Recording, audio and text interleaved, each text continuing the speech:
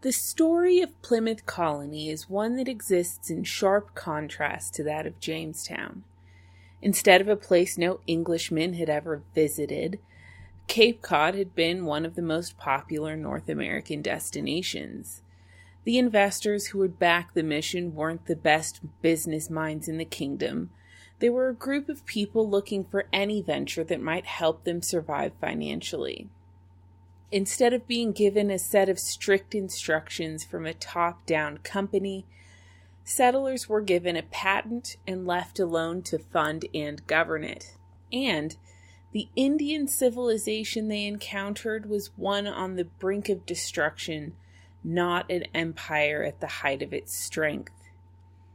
Perhaps the biggest difference of all, though, was its settlers. They weren't a group of individuals vying for control. Their core was a group of people insular enough that they rarely questioned their leadership once elected, and who had voluntarily remained insular to the point of isolation, even while living in one of Europe's biggest cities. They were neither gentlemen nor servants, but a group of people in the middle, artisans and farmers. Like those who colonized Jamestown, they didn't have colonization experience, but unlike those in Virginia, they had very little life experience. Many had never ventured beyond the Yorkshire-Nottinghamshire border before leaving for Leiden. And instead of a subtle Catholic bias, these people were Brownists, and to fully understand them, we first need to explore both what Brownism was and what it meant in particular to a troubled rural area at the turn of the 17th century. You're listening to the American History Podcast with Sarah Tungsalvola, the show exploring who we are and why by tracing American history from the 17th century to the 20th. Brownism was named for Robert Brown, a Puritan Separatist preacher in the 1580s. He wasn't the first of his kind, but he was his movement's most visible agitator. He was from an affluent family who had made their fortune exporting wool to Europe, and who had become the political leaders of their town. He was related to the Cecils, and it's probably for this reason that while he was arrested 32 times, he was never seriously prosecuted. He went to Cambridge and quickly came to embrace the most radical of Puritan ideas. And when he graduated, he toured East Anglia, the heart of Puritan England, delivering extremely provocative sermons. He angered the authorities, and then he would turn around, switch sides, and anger his supporters too. East Anglia was the home of towns like Norwich and Suffolk, which were part of a broader international network of deeply Calvinist sea towns, from La Rochelle in France to Gdansk in Poland, and of course the Netherlands. Pockets of Dutch weavers also inhabited these towns, and they helped to bring Puritan literature printed in the Netherlands into England. Brown partnered with exiled Huguenots like Jean Morley and Philippe de Mornay, and printed tracts which would serve as the basis of the Brownist movement, and also of Plymouth Colony specifically. Among their tenets was that in any Christian assembly, authority belonged to the people as a whole, free to vote, hire, and fire their ministers without a hierarchy of bishops or a national code or religious laws. They compared a true church to Athenian democracy, with each congregation free to believe and worship as it chose. They also said that true believers shouldn't share communion with people who weren't part of the Calvinist elect. The 1580s provided a unique opportunity for this movement to grow for a couple of reasons. First, in that middle class of society between gentlemen and workers, literacy had doubled in the course of a generation. For the first time ever, a majority of people in the Eastern English yeoman classes could now read, and it was from this group that many Brownists came. They weren't peasants, paupers, servants, or the poor, and they weren't old noble families. They were self-employed men in skilled trades, lower in social rank than people like Brown himself, but also people with a solid financial future, the opportunity to get rich, and oftentimes with some political control in their towns. The movement grew with each Elizabethan battle against the Catholics, especially the sinking of the Armada, after which anonymous pamphlets were written calling for the kind of deeper reformation that the Puritans in Parliament had been advocating. If literacy was at an all-time high, though, by the 1580s, religious life in England was at an all-time low. 4 decades after Henry's dissolution of the monasteries, over 80% of English congregations had never heard a sermon before. There simply weren't enough educated preachers to fill even 20% of England's parishes. By the end of Elizabeth's reign, they'd found educated preachers for about half of England's parishes. This was an impressive increase over the course of just 2 decades, and they'd done this by making the main purpose of the universities to produce clergymen. Brown was one of these clergymen, as were 2 young men named John Robinson and John Smith, no relation to the Jamestown figure. As the universities struggled to produce clergy, and the Church of England limped along with readings from the English Book of Common Prayer, the seeds of dissent were starting to grow. We discussed in the prologue series how the Reformation had occurred in England and the kind of socio-economic tensions involved. And as the Anglican Church limped along, a decent portion of the population was also growing in their own ideas. Catholic recusants worshipped in secret masses conducted in individuals' houses, and on the other side, the Puritans began to organize and take over and purge the church of all previous Catholic influences. They weren't unique because they were Calvinists, they were unique because they were actively working to transform the Anglican Church into one that adhered to the continental model, and to purge everything that differed from it. They had supporters like Walsingham, who were close to the Queen, giving them some sense of safety, and no one agitated more ceaselessly than the Brownists. The agitation reached a head when a Suffolk church was vandalized with a message comparing Elizabeth to the whore of Babylon. That was distinctly not considered okay, and while Cecil yet again protected Brown, who briefly slipped away into the Netherlands, in response to the event, Elizabeth sent William Bancroft, the future Archbishop of Canterbury, to investigate political agitation in the area. Brown's books were banned and burned, save for one which Bancroft himself kept and read, and which still exists in the library at Canterbury today. 5 ministers and 40 other people were convicted of nonconformity, and 2 people caught distributing the books were hanged. But Bancroft began to read about the Brownists at this point in time. Bancroft himself was an evangelical and someone whose penchant for speaking his mind had caused him to be passed over for promotion to bishop for most of his life. But he wasn't someone who spoke ignorantly. He wanted to understand people, and now he wanted to understand the Brownists. He read everything that Brown, Moray, Morley, and Barrow wrote, and he came to a conclusion. Bancroft decided that separatism was a spiteful and hypocritical concept, and one which would introduce devastating divisions into England. It would lead to endless division of denominations, and the sects would begin to squabble over petty issues. The denominational conflict, he said, would lead to civil war and then either anarchy or dictatorship. Denial of the monarch's supremacy would lead to an armed rebellion against the king or queen. And because England was a place with pre-existing inequalities, taking away the hierarchy of the church would only put the poor at the mercy of the rich, and independent local churches wouldn't be able to stand up to the rich either. The monarch, meanwhile, would be powerless to intervene on the side of fairness. Bancroft also noted that the people pushing hardest for change were also the landowners who were oppressing the poor.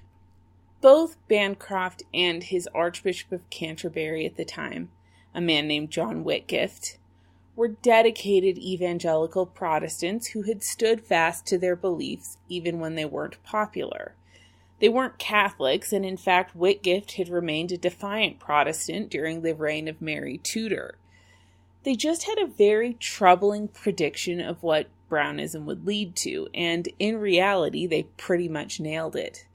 A couple years later, an investigation into a separate affair led Bancroft to discover that the leading mainstream Puritan, named Thomas Cartwright, was working to build a parallel church which he would ultimately use to take over the church from England and make it adhere to the Presbyterian model. This was revolutionary sedition, and Bancroft, in response, pushed for a ban on private religious gatherings, which he got. So at its core, Brownism wasn't just a religious movement. It was a form of severe political agitation. 130 miles northwest of Norwich, though, it had a different meaning and motivation. Yes, there were still the hardcore political agitators and the Puritan organizers, but in a rural piece of land on the border of Nottinghamshire and Yorkshire, known as the Quadrilateral, the realities of life were very, very different, and this led to a different flavor of Puritanism. This area was a deeply rural place, known as the most troubled area in all of England during James and Elizabeth's reign. It was out of reach of either the powerful men in Yorkshire or those in London. It was crime-ridden, and there was twice the national rate of children born out of wedlock. There was adultery, there was drunkenness, and there was brutal local government. William Brewster's father had been accused of lechery, and even the attempt to repair the local parish church, which had been deteriorating since the dissolution of the monasteries, turned into a brawl. Before the dissolution of the monasteries, a well-liked Catholic soldier named Thomas Baron Darcy had been lord of the manor at one of the region's bigger towns. But he had participated in the Pilgrimage of Grace, and when the Lascelles, a local family with ambitions of their own, reported Darcy's participation, Darcy was beheaded, and they were given all his money, land, and power. As you'd imagine, people who got power that way didn't use it honorably, and decades later, George Lascelles' grandson was behaving as he once had. He beat up a preacher in the streets and was brought to court for trying to force his female employees to have sex in exchange for money. There was only one local family strong enough to try to stand up to him, and they were in and out of court repeatedly over the course of years. When the church stepped in to try to help the rival family end the domination, Lascelles killed the family's hawk and stole their dog, and they ended up in court yet again. In such an environment, you can see the appeal of trying to pull away and find some level of independence, and for that you had two choices: Catholicism and Puritanism. Being a Catholic was a much, much harder route. If you saw the show Gunpowder, the execution of the old woman was essentially a true story, but it happened in Yorkshire in the 1580s, not 1605.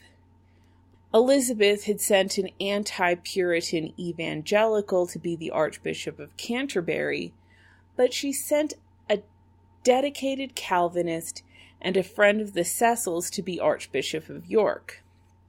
In a letter to William Cecil, this archbishop said that the Yorkists were popish, stupid, ignorant and stubborn, and that he intended to convert them. So, Catholics were fined, they were killed, new clergy and schools were imposed on them, and meanwhile, even if what the Puritans and Separatists did was technically illegal, the Archbishop turned a blind eye to it. He didn't care about nonconformity unless Catholics were involved.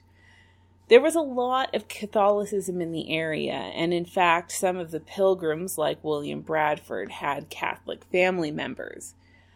But if you weren't specifically dedicated to Catholicism, and you just wanted a place to worship peacefully and away from the tyranny of men like Lascelles, Puritanism was a much, much safer option.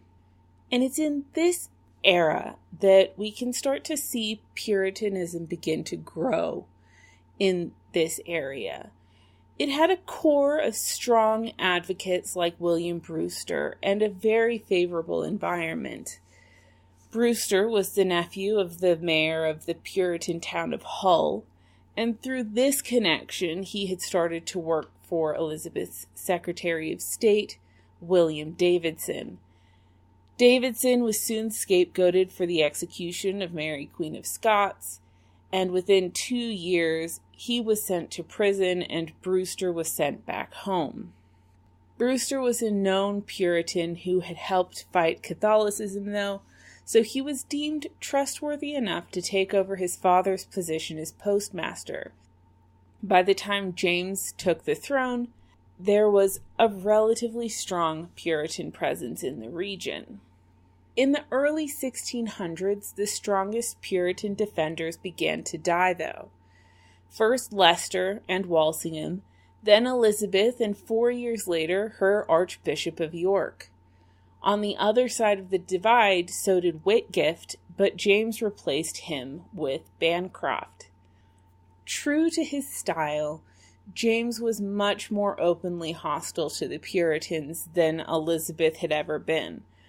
He published 2 books attacking Puritans and Brownists, echoing Bancroft's ideas with much more inflammatory wording.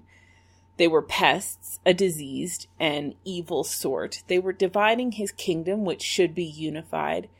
And while the Brownists were the biggest problem, they were only putting into practice universal Puritan ideas.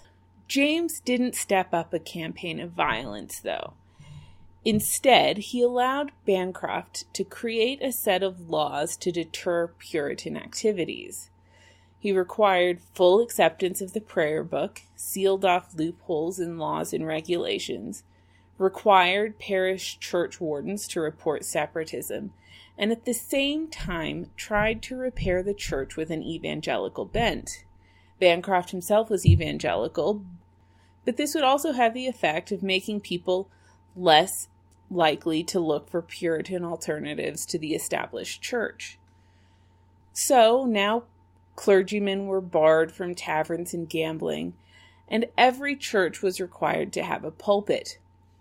He couldn't get his regulations through Parliament because Puritan sympathizers would likely oppose them, so the regulations were never fully legal and were then opposed by Puritan lawyers. And in addition, the Archdiocese of York didn't put the canons into effect until a couple years later, which gave Northern English Puritans time to build a wider movement. Eventually, though, they did take hold, and people who refused to accept the prayer book were purged from the Church of England. 2 of the purged ministers were John Robinson and John Smith. After being purged from the established church, Robinson and Smith became the preachers of the Scrooby congregation of Puritan Separatists that met at William Brewster's old manor house. Both had gone to Cambridge as sizars, or poor but promising students who were allowed to attend in exchange for doing chores for richer students. Both had done well and gone on to prestigious positions elsewhere. Robinson was the deputy to the minister at St. Andrew's Church in Norwich, a relatively wealthy city famous for its Puritanism, and Smith got a teaching post at Lincoln. Robinson was a quiet person who, prior to the purge, had never drawn attention to himself or engaged in excessive politics, and Smith was more actively combative and political, openly and personally insulting the people who opposed Puritan reforms in Lincoln, like restricting the amount of beer sold in the city. Smith was also more radical, questioning things like the value of repeating the Lord's Prayer, which at this point in time wasn't just used in sermons, but also as a blessing over any stressful situation. Still, in 1605, both ended up back home, and they started exploring their options. Smith tried becoming a teacher and a doctor, but was banned from both those professions too. And meanwhile, both he and Robinson read tracts by Brown and his colleagues. Persuaded by the arguments and with no future career in the established church, they stepped outside the bounds of the law and started a separatist congregation. They met at Brewster's old manor house every Sunday and formed the heart of a rapidly growing movement throughout the region. For 2 years, they worshipped peacefully with a huge range of people attending their services, some drawn by Robinson's quiet piety and others by Smith's brashness. All were trying to escape their troubled surroundings, but in 1607, economic pressure led to a revolt. It was a purely economic revolt against the continued enclosures and rising rents and hay prices. But it was in a religiously charged time, and people assumed that the rising had something to do with either Catholicism or separatism, though they weren't sure which. For the new Archbishop of York, though, that was perfect. He'd go after Catholics and separatists alike. First, he went after the Catholics, who were required to take an oath of allegiance. Dozens of pages of records of Catholic arrest warrants still exist in the High Commission archives.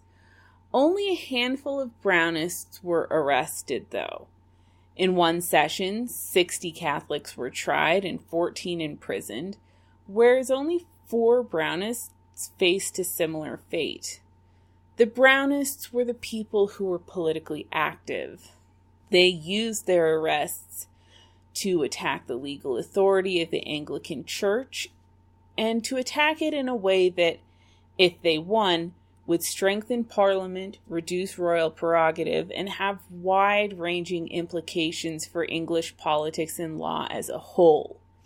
Catholics were considered heretics, but the separatists who were arrested were the individuals who were considered political provocateurs, and one in particular, named Gervase Neville, was well-educated, well-connected, and very successfully aiming his political arrows at the heart of Jacobean politics. Neville escaped charges, and the courts began sealing the records of any hearing involving a Brownist or Catholics who tried to oppose the court. Neville left for Holland, published a book, and then returned and was imprisoned for sedition. Neville was a member of the Scrooby congregation, though, and this drew the attention of the authorities toward Robinson and Smith's flock. They issued an arrest warrant for Brewster and another man named Richard Jackson, but both had vanished. The two were fined £20, which was the penalty imposed on Catholics who didn't show up to court to answer charges. This was a big, big deal. It marked a change and it sent a message. Separatists were no longer safe.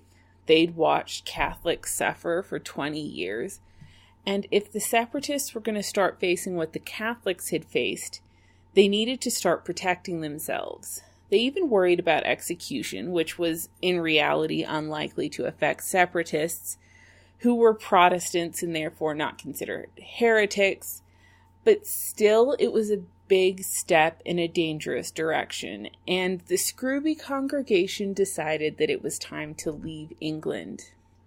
Thomas Hales was the son of a man who had gotten rich investing in real estate, and he had helped Brewster build the area's Puritan network. Legally, English people needed a permit to go overseas, but the Scrooby congregation knew that as separatists they were unlikely to get such a permit. So Hales got a boat and they unsuccessfully tried to slip across the channel to Holland. They were caught, but Cecil came to their aid and decided to let them go. And soon they'd made it across the English Channel. Soon after reaching Amsterdam, they split up just as Bancroft had predicted. Hales was the first to go. He was extreme enough to make Bradford and the rest of the future pilgrims uncomfortable. He ended up returning to England and dying in a London prison in 1614 after being accused of sedition. Next, Smith and Robinson split. Smith had adopted the most radical Protestant view of the time, Anabaptism, and ultimately went on to found the Baptist movement in the English-speaking world. And Robinson took 100 people to found a new congregation away from the Amsterdam factionalism in Leiden. And for 10 years, Robinson tried to guide his congregation, though he himself started to see the negatives of Brownism. Brownists in England had a double reputation at the time. On the one hand, they were seen as enthusiastic and creative, but on the other hand, they were seen as being very bitter. As they built their new church in Leiden, Robinson started to see the bitterness emerge, as well as anger, arrogance, and a judgmental attitude. These were people who had separated themselves from ungodliness, but Robinson hoped to have a core of people who could encourage godliness, and instead he was watching his congregation grow to resent the people around them and look down on the unsaved. So he started encouraging them to join other people, even to the extent of encouraging them to occasionally attend other churches. He himself acted as the chaplain to the English regiments in the Netherlands. Most English authorities in the Netherlands were sympathetic to Puritanism, so even when asked by Bancroft to curtail activities like the printing of seditious books to send back to England, the authorities let Robinson's congregation do as they pleased. The problem with Leiden was again economic. The pilgrims easily found work doing manual labor, but the work itself was much harder than they were used to in their agricultural life in England. They were at the bottom of the social hierarchy with no chance of becoming prosperous. There was no social mobility and there was no financial security. The work was 7 days a week and there were no seasons off like winter in England. The diet was poor and the children were forced to work too, as well as being at risk of losing their English identity. There was so little hope for their future that they also worried that the children might turn to crime or become sailors, and the city was a big, intimidating, and no more religious than the quadrilateral had been. In fact, they were required to work on the Sabbath and violate their own beliefs. There was a riot at Delft, and a few months later there was another one in Leiden, again motivated by economic factors. In addition, the 30 Years' War loomed on the horizon, and if violence broke out between Spain and the Netherlands, they would find themselves on the front lines. They were quite literally on the outskirts of society, making their home in a row of little houses at the edge of town, And it was a society that was even less forgiving than the one they had just left. They started to consider the new world. On the one hand, that was a daunting prospect. They'd heard the stories of Cassin and Ratcliffe's deaths. There had also been a group of separatists who had famously died en route to Virginia. The Dutch offered to let them settle in Middleburg, which is a more agricultural city, but it was also one that was closer to the Spanish border. Going across the Atlantic ultimately seemed like the thing to do. So they reached out to Edwin Sandys with their 7 articles declaring their beliefs. Sandys praised their document and promised to help, and he connected them to John Wolstenholme, a member of the Virginia Company as well as of Smythe's magazine. Wolstenholme was happy to help. He was a devout Christian, though not a Puritan, and he worked to get the Pilgrims to go to Virginia. He wanted to strengthen the English presence in North America, and he knew that they needed more settlers for that. He brought in a man named Fulk, who was a member of James's Privy Council, and Greville, who was a part of the war party and a very close associate of George Villiers, the notorious Duke of Buckingham. And then they brought in Robert Naunton, James's future Secretary of State. And together, this group of people formed the core of advocates for the Pilgrims in Virginia. It was Naunton who convinced James to let the Pilgrims go to America, saying that they were harmless and that it would cost nothing to let them go since they planned to support themselves by fishing. To this, James famously replied, "So God have my soul, 'tis an honest trade, 'twas the apostles' own calling." Thanks for listening. If you have any opinions, thoughts, or theories about anything we've discussed in the show, I'd love to hear from you either on Facebook or Twitter, and you can find those links at the website AmericanHistoryPodcast.net, as well as links to first-hand accounts and things. See you next week.